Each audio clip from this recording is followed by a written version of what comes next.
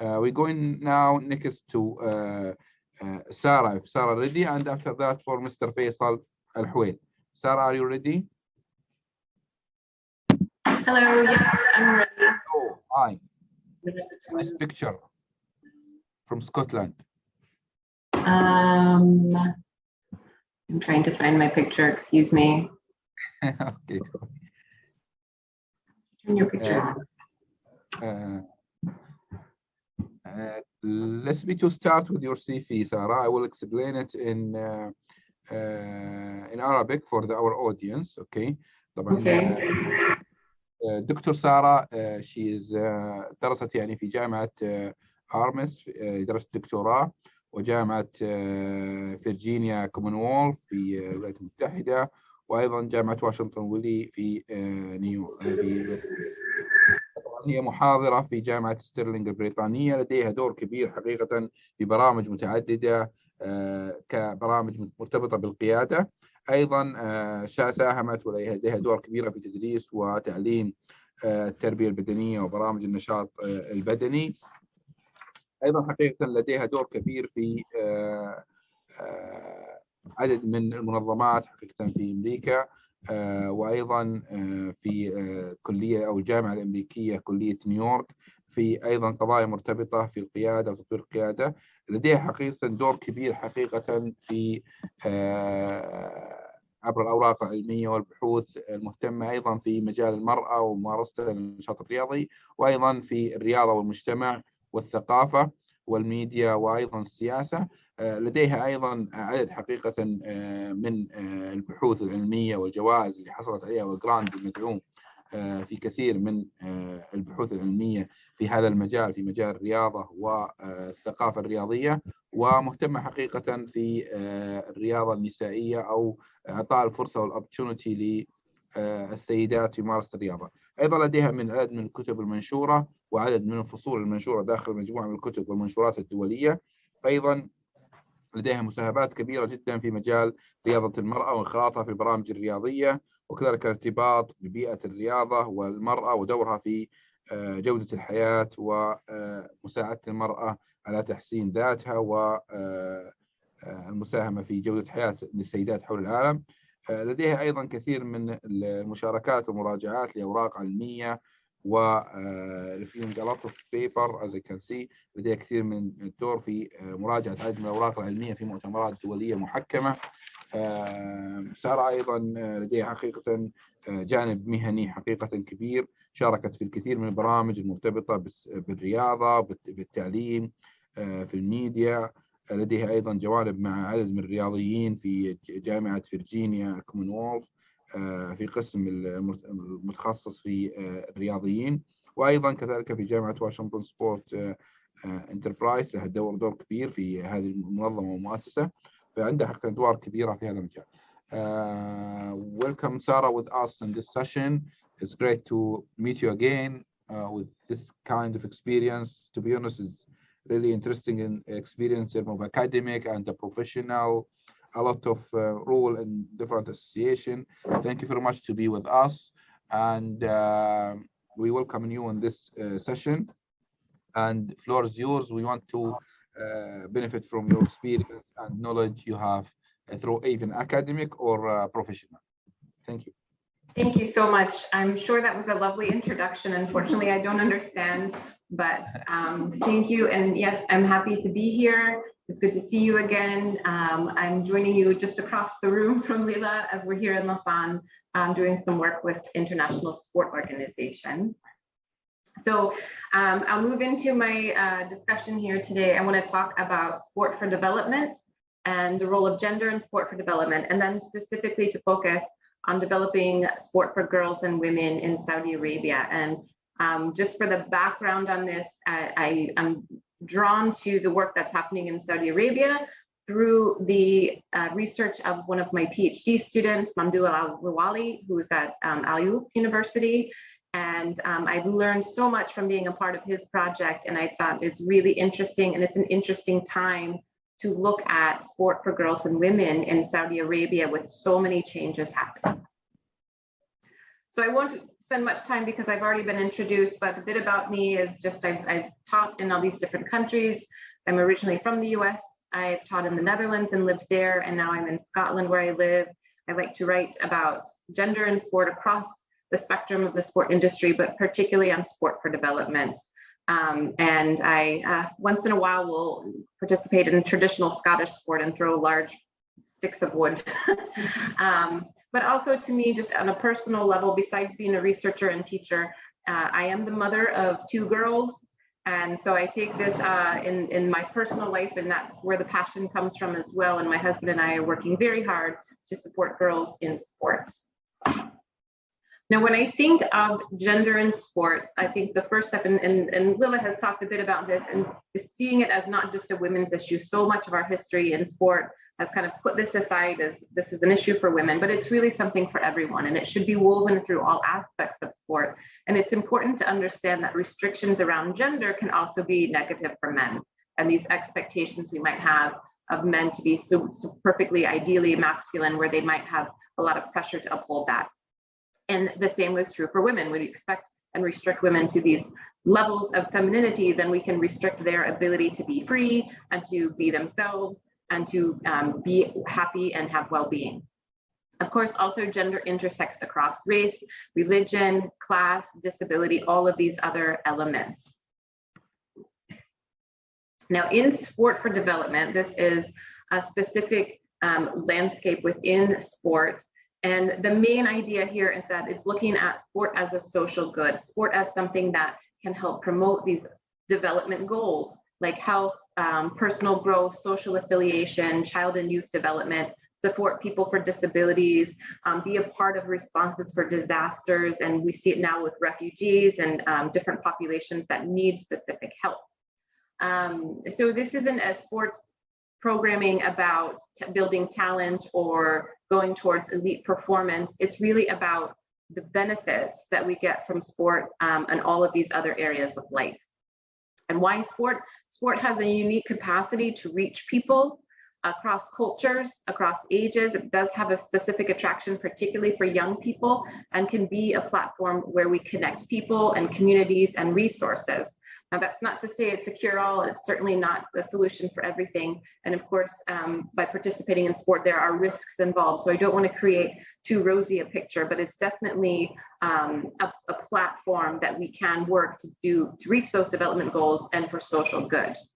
Currently in the Olympic or the global sport landscape, sport for development is run through the IOC, in part with their Olympic solidarity programs and their sport for development department.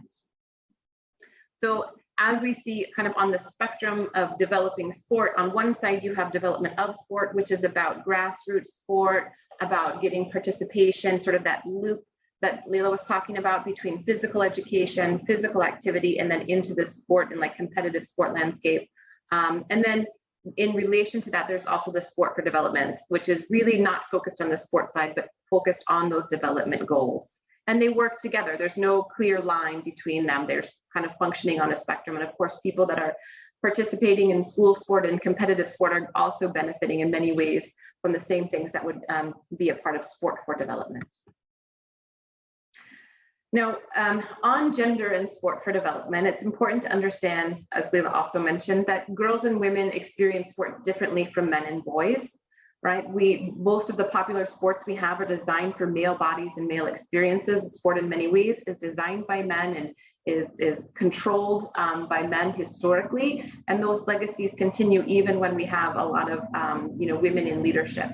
Right? So when you think of, this is the way I like to put it to my students, is that what do we think of when we think of characteristics of a person who is athletic? We think of strength, we think of speed, we think of fitness, these kinds of things that tend to favor a male body. We don't think of balance, we don't think of flexibility in the same way as a priority in athleticism, but there's no reason that they shouldn't be. That's a gendered construct where we look at these specific types of characteristics as being very sporty, and then the sports that we build, like football, really favor those.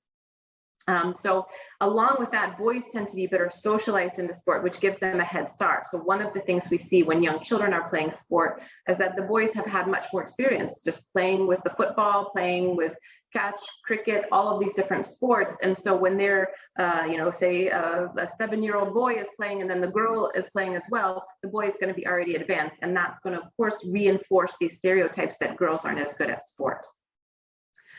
So it's important as a part of gender equality to support girls and women around the world in different local contexts in sport, and that's a part of human rights. A bit on human rights. There is the Convention on the Elimination of Discrimination Against Women, which was a United Nations charter that passed all the way back in 1979. And that's, predates the Millennium Development Goals and the Sustainable Development Goals, but it was an important part of the kind of earlier foundations of the international development movement.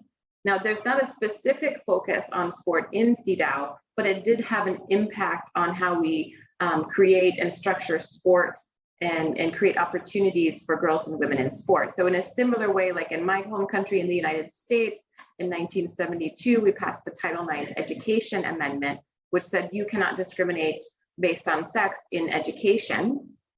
And because the sport system in the United States is built around schools and universities, it had that impact on sport. So when the United Nations wrote the CEDAW law, they weren't necessarily thinking of sport, but it has become something interpreted that it should impact sport. It means that we can't discriminate against women in sport.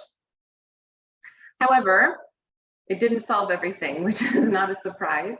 Even though I won't go through the whole thing, but in Article 10, it talks specifically about the same opportunities to participate in sport and physical education, but member nations that have signed still have a lot of problems. And there's a lot of member nations that haven't signed, including my home nation of the USA. Now in other sort of sport and human rights areas, the Olympic Charter, when it was written, prohibited against discrimination in race and other areas, religion, but did not specifically include gender. So there's a long history in the Olympic movement also of not only not working on sport and gender and equal rights, but also kind of intentionally leaving that out. And so there's some history there that we still see the legacy of. So now the Olympic Charter and the United Nations Charter on Sport and PE, they now include gender as a part of their progress and as a part of, we need to reduce this type of discrimination too, but there's still a lot of progress and there's still a legacy of those prior discriminations.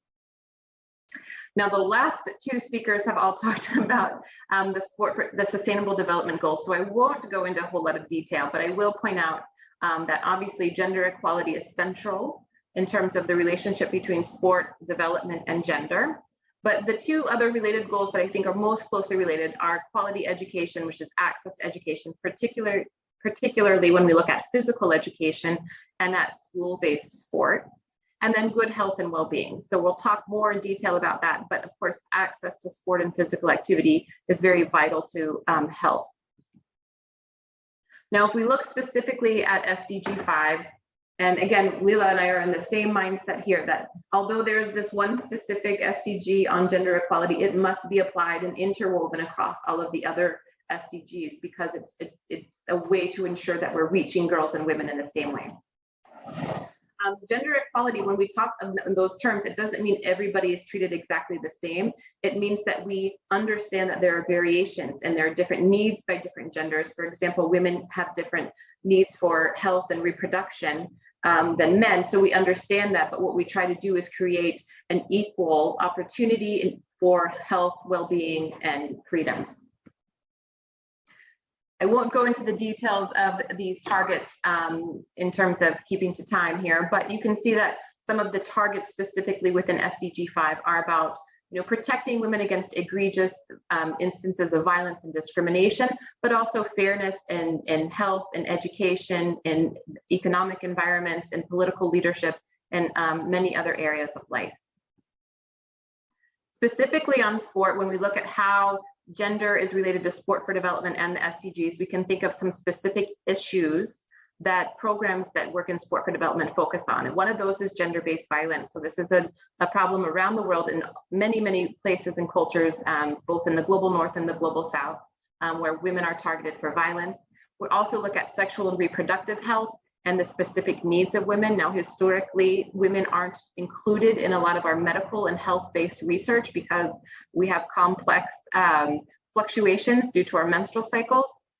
But we need to improve those research, and we need to understand how reproductive health works for women.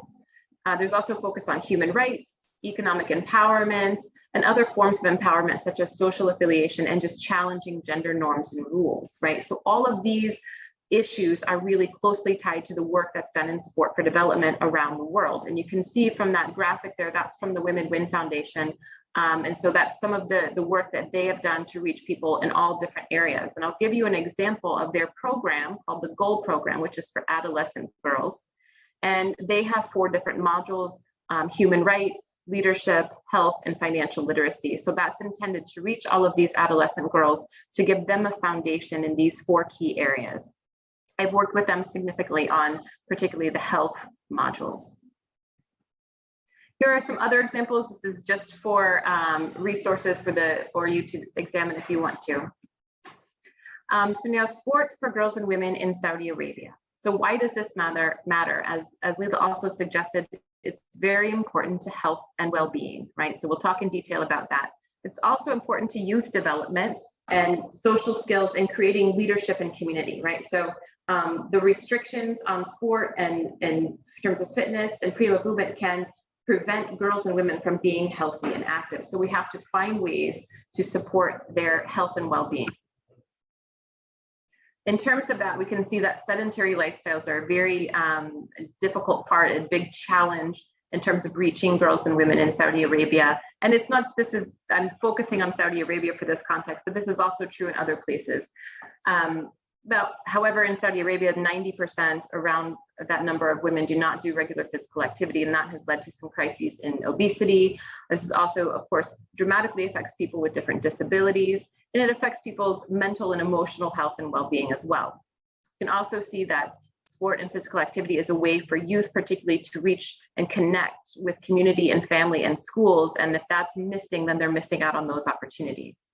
And we also understand that particularly for aging women, being physically active is hugely important for them to maintain their health, particularly as they're entering into menopause and experiencing menopause. So it's important for all spectrums of ages.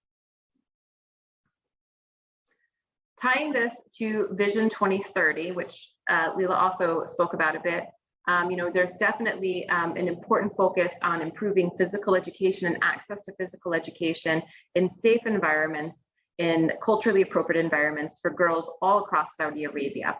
There's also increased focus on opportunities for girls to participate in school sport.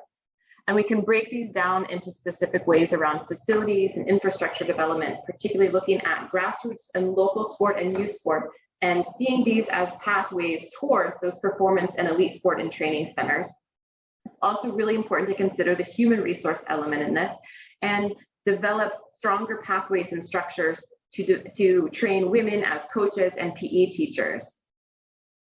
And that also can be linked to the sport talent development, the goals for international competition, and for example, the NEOM sport facilities and the goals there in terms of elevating the sport elite performance of Saudi Arabia, both for men and women. Now, of course, there are strong cultural and religious contexts, and I want to point to the research again of my student Mamdouh and his work on females in sport in Saudi Arabia, and some of the learnings that I've gained from that around how Islamic teachings can support healthy lifestyles, and that we can reshape the context of how girls access sport and think about sport and how families think about sport as a way, not a Western way of living and a Western way of imposing our ideals, but actually something that's inherent already in Islam, that it's an honor to religion to be healthy and strong and to be connected to our communities and each other. So there's certainly ways that that sport for girls and women can be increased and promoted that are within and support and honor the Islamic religion. Now, you would know this better than me in many ways, but there are women's movements in Islamic countries across the Islamic world, including Saudi Arabia. And I think one of the learnings from this thesis from Mamdouh's work is that it's important to listen to and support the already existing women's movement. So here I am, an outsider coming in and telling you, you should do this and you should do that. And I don't mean to come in that way. What I want to say is please listen to the women that are there, that know the local context, not just across Saudi Arabia, but from the rural areas to the cities and the differences and variations. So there's important knowledge that exists already that should be listened to and promoted. And those women can move into leadership roles as researchers, as coaches, as PE teachers. There are already experts doing some research, and that should also be promoted through the university system so that we can understand what are the challenges and barriers for girls and women. How can they be supported? How can we create and change culture to support their these goals? And for the role for people like me would be as collaboration, as outside researchers to help connect and network. Almost done. I know my time is coming up. And I want to just end with this idea of a he for she approach, which is the United Nations movement. That the idea that gender equality is not a zero-sum game. It doesn't mean that if women win and make gains that men are losing something. It's not like that. It's gender equality is not about reducing rights of men. It's not prioritizing women over men. It's not blaming men for the situation or devaluing their work. It's about working together and understanding that when we all when women make progress, we all gain, we all make progress.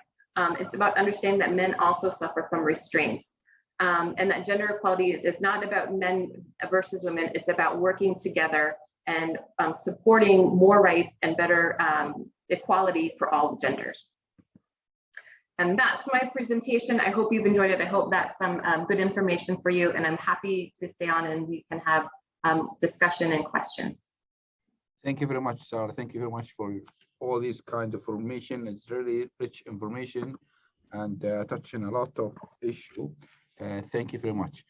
Just wanted to jump to Faisal, okay? Because I want to save the time and leave time for any question or comment.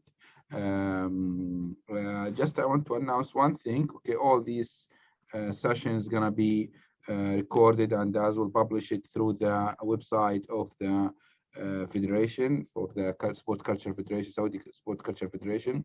أود فقط تنبيه إن جميع الجلسات إن شاء الله مسجلة وبتكون إن شاء الله مرفوعة ومتاحة على وسائل التواصل الاجتماعي الخاصة باتحاد الثقافة الرياضية. Thank you very much Sarah. Thank you very much دكتور عصام. نشكرك حقيقة على ما قدمت وعلى المعلومات الثرية وعلى هذه الخبرة المتجذرة حقيقة في المجالات الرياضية، وزي ما ذكرت ما شاء الله خبرات متداولة ودولية وفي أماكن متعددة حول العالم.